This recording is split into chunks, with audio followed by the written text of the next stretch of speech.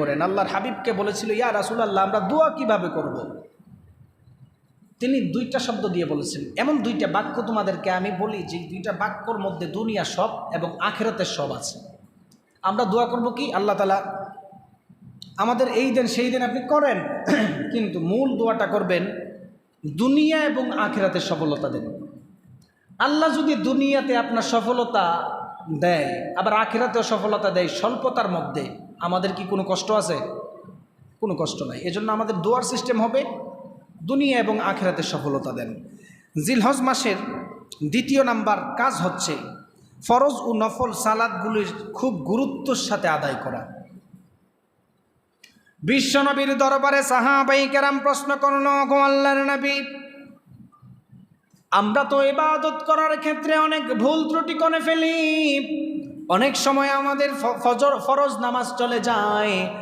গো আল্লাহর নবী, কিভাবে হাসরের ময়দানে আমরা ঘাটতি পূরণ করব? আল্লাহর হাবিব সাল্লাল্লাহু আলাইহি ওয়াসাল্লাম বলেছেন, যদি অন্যান্য উম্মতের চাইতে অধিক আমল নিয়ে জান্নাতে যেতে চাও, ফরজ নামাজের সঙ্গে সঙ্গে নফল এবং সুন্নত বেশি বেশি আদায় করো।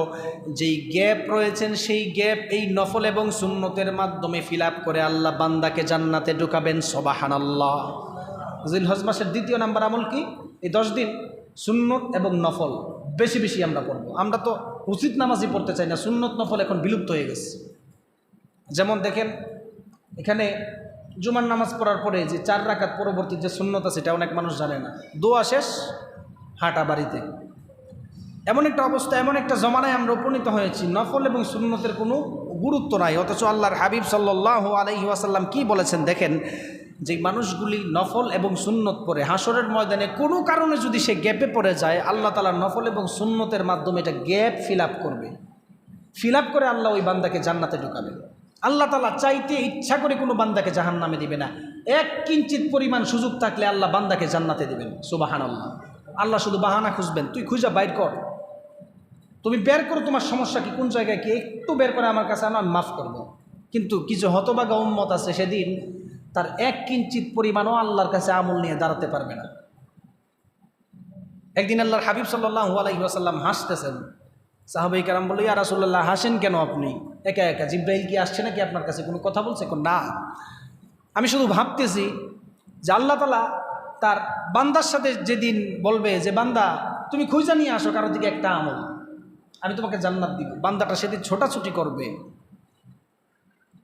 ছোটাছুটি দেখে আল্লাহ তাআলা হাসবেন যে আমার বান্দা জান্নাতে যাওয়ার জন্য আজকে এখানে, সে এর কাছে যায় আমল করার জন্য, ওর কাছে যায় আমল খোঁজার জন্য, কিন্তু তাকে আমি 70 বছর জিন্দেগি দিলাম, এর মধ্যে একটা পরিমাণ সে আমল করে নাই যেটা আমার কাছে হাজির করবে। এই যে বান্দার দৌড়াদৌড়ি দেখে আল্লাহ তাআলা হাসে। রাসূল সাল্লাল্লাহু আলাইহি ওয়াসাল্লাম সেম কথাটাই উম্মতের সামনে বলেছেন।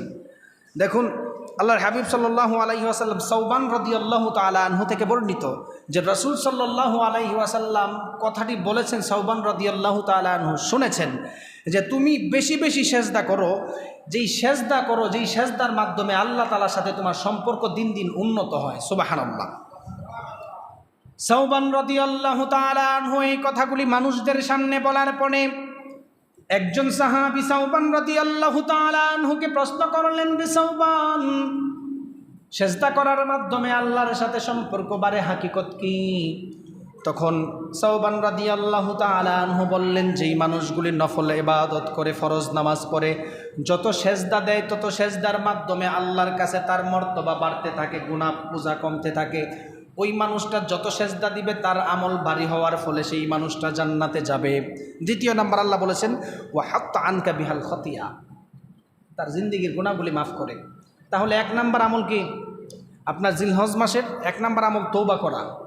জিলহজ মাসের 2য় নাম্বার আমল ফরজ নামাজের সাথে সাথে বেশি বেশি নফল ইবাদত করা। যত ওয়ানাদাউল মাওয়াজিনাল কিসত লিয়াউমিল কিয়ামা, আল্লাহ তাআলা যেদিন মিজানের পাল্লা ভারী করবেন, দাঁড় করাবেন, সেদিন যেন আমাদের মিজানের পাল্লাটা ভারী হয় এই নফল নামাজের মাধ্যমে, সুন্নত নামাজের মাধ্যমে, জিলহজের রোজার মাধ্যমে।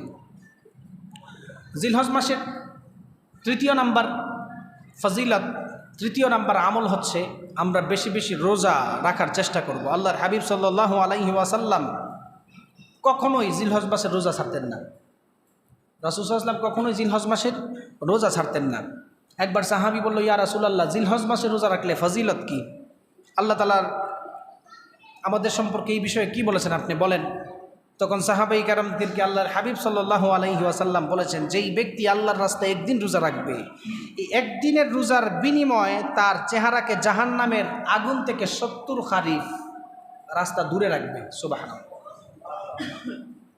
বুখারীর বর্ণনায় আল্লাহর হাবিব সাল্লাল্লাহু আলাইহি ওয়াসাল্লাম বললেন, জিলহজ মাসে যেই মানুষগুলি রোজা রাখবে, আল্লাহর হাবিব সাল্লাল্লাহু আলাইহি ওয়াসাল্লাম বললেন, তার চেহারাটা কখনো জাহান্নামের কাছে যাবে না।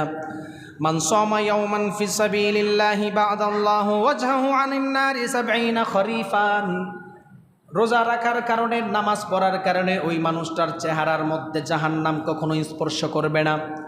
আল্লাহর হাবিব সাল্লাল্লাহু আলাইহি ওয়াসাল্লামকে বললেন, ওগো আল্লাহর নবী, চেহারা স্পর্শ করবে না মানে কি? চেহারা স্পর্শ করবে না মানে ওই মানুষটার ধারে কাছেও জাহান্নাম আসতে পারবে না। এই জিলহজ মাসে রোজা রাখার মাধ্যমে ওই মানুষটার ধারে কাছে কখনো জাহান্নাম আসতে পারবে না।